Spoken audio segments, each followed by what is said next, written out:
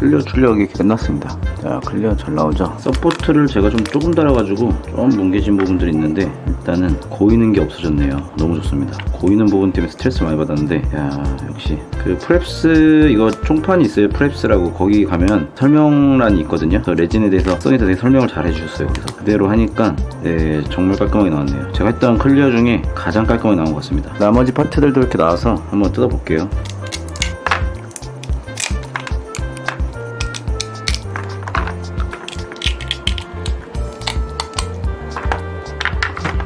이전에 비해서 좀 업그레이드 된 부분들이 좀 있어요. 그 조립이 실제로 좀 불편했던 부분들이 몇 군데 있어가지고 네, 일단은 그런 부분도 몇 가지 좀 수정을 했고요. 그리고 디테일도 조금 좀 아쉬운 부분들을 좀 더 추가를 했습니다. 디테일도 추가를 했다. 뿔도 이렇게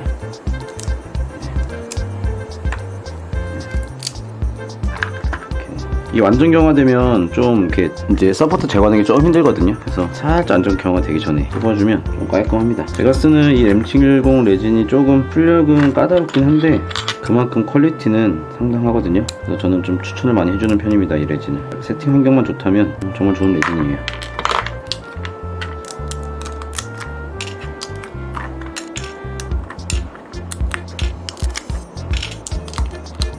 작은 파츠 디테일업을 했습니다. 거의 안 보이실 겁니다.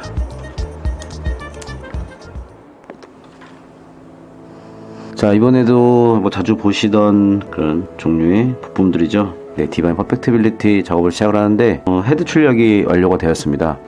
보시면 헤드 같은 경우는 전에보다 디테일을 좀 더 넣었고요. 그리고 조립 구조가 좀 더 편안하게 작업을 할 수 있게끔 네, 이렇게 작업을 좀 했습니다. 서포트만 제거한 출력 상태고요. 그래서 네, 조립을 한번 해보도록 할게요. 그래서 아직 다듬기 하기 전이고요. 예전 같은 경우는 조립이 바로 안 됐었어요. 왜냐면 다 황동선을 박아야 됐고 양면 테이프를 붙여야 됐는데 본드 붙인 부분들은 이게 띄기 힘들잖아요. 다 깨지거나. 그래서 다 자석으로 찰트하게 되게끔 이전 벤시에서 좀 더 업그레이드를 했습니다. 그래서 한번 네, 봐볼게요. 조립이 되게 간단해졌습니다.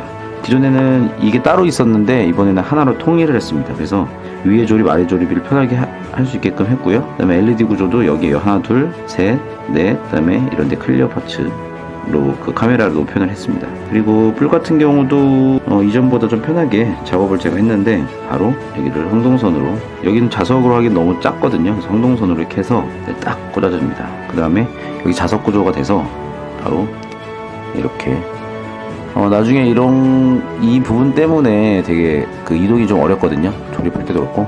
그래서 이 부분 한 번만 딱 끼면 되게끔 이렇게 조립 구조를 네, 이렇게 간단하게 했습니다.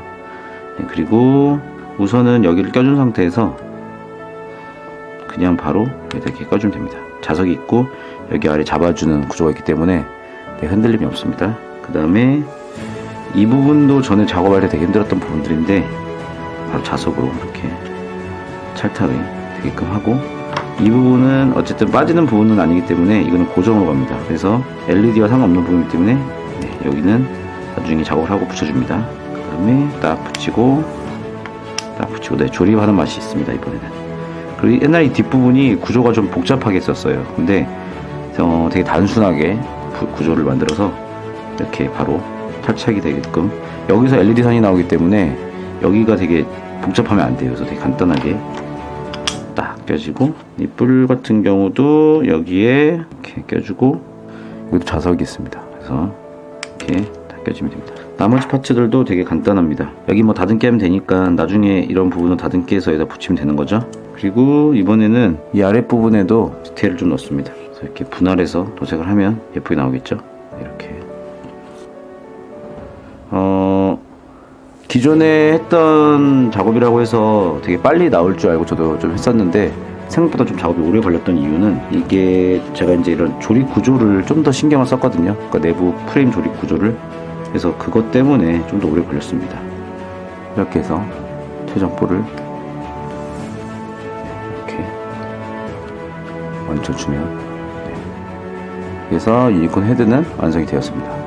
그리고 추가로 이번에는 이제 디테일을 좀 얄팍하게, 이런데도 네, 엄청 조그맣게 이렇게 디테일 한 부분 넣고 디테일을 넣었습니다. 어차피 나중엔 좀 안 보이는 부분이긴 한데 그래도 좀 아쉽잖아요.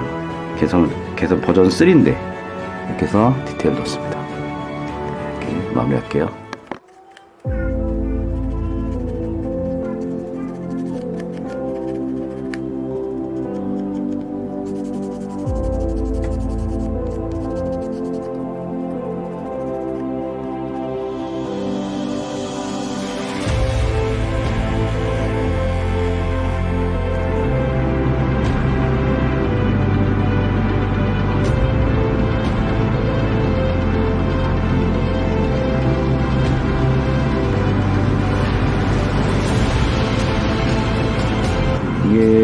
컴포질이 좀 어려운 이유가 3D 같은 경우는 이런 안쪽이 출력을 잘해도 그 레이어에서 나오는 출력물의 결이 있거든요. 그런 부분 다 다듬어야 되는데 이렇게 안쪽으로 미세하게 들어간 부분들은 다듬기 좀 힘듭니다. 그래서 저 같은 경우 이런 부분을 분할해서 뽑기도 하는데, 이런 파츠는 분할하게 되면은 이제 양쪽 대칭 파츠잖아요.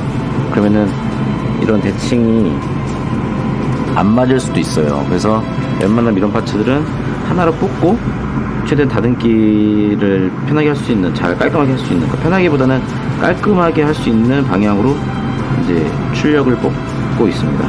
이렇게 다듬기가. 그리고 좀 한 400방이나 320방으로 거친 방수로 다듬은 다음에 그 면이 또 곱게 되잖아요. 그래서 600방, 600방 정도로 이렇게 다듬고 이제 최종 마무리를 하고 있습니다. 그러고 나서 이런 부분들 디테일도 한 번 더 엣지를 줍니다. 엣지를 주고 경계면에도 패널 라인을 좀 파줘야겠죠. 깨끗하면 이런 앞부분 안에가 기스가 나기 때문에 더 다듬기 힘들어져요. 그래서 이렇게 해서